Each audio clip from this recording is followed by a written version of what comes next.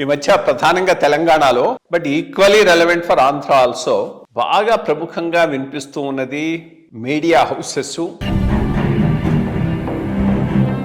ఈ అడకత్తర్లో పోక చెక్కల్లాగా వెనక్కు పోలేక ముందుకు రాలేక కొల్లేటరల్ డ్యామేజ్ లాగా బాగా అవుతున్న వాళ్ళు అధికారులు. అట్లా ఈ స్టేజ్కి రెండు రాష్ట్రాలు కేర్ఫుల్ గా ఉంటే ఈ కాన్ఫ్లిక్ట్ లో ఇన్వాల్వ్ కాకుండా.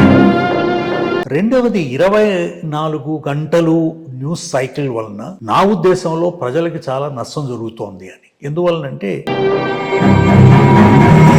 మనం ఇంట్లో కూడా మాట్లాడుకోని విషయాలు కూడా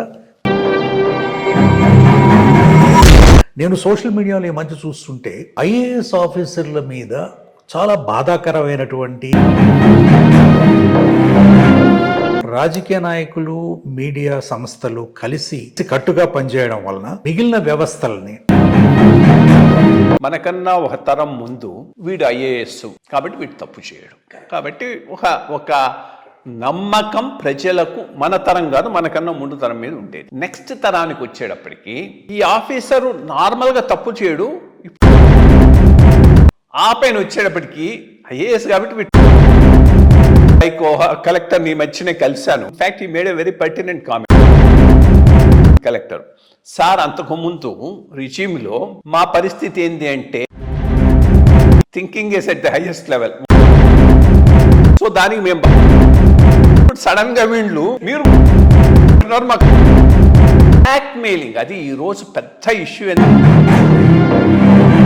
మీడియా హౌసెస్ అంతకుముందు స్ట్రింగరు మీడియా హౌస్ ఓనరు వచ్చేసింది. సీఎం కు దగ్గర, పవర్ సెంటర్ కు నేను దగ్గర కాబట్టి ఐఎమ్ ఫీలింగ్ తో ఎవరు ఉండకూడదు. Because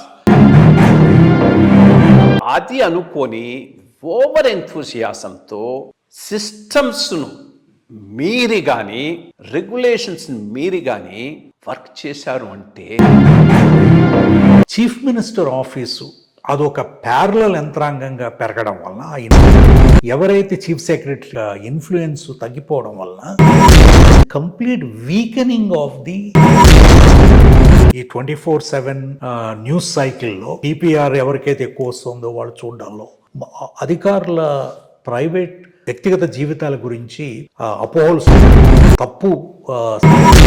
Telangana IAS association respond అయ్యి దాని మీద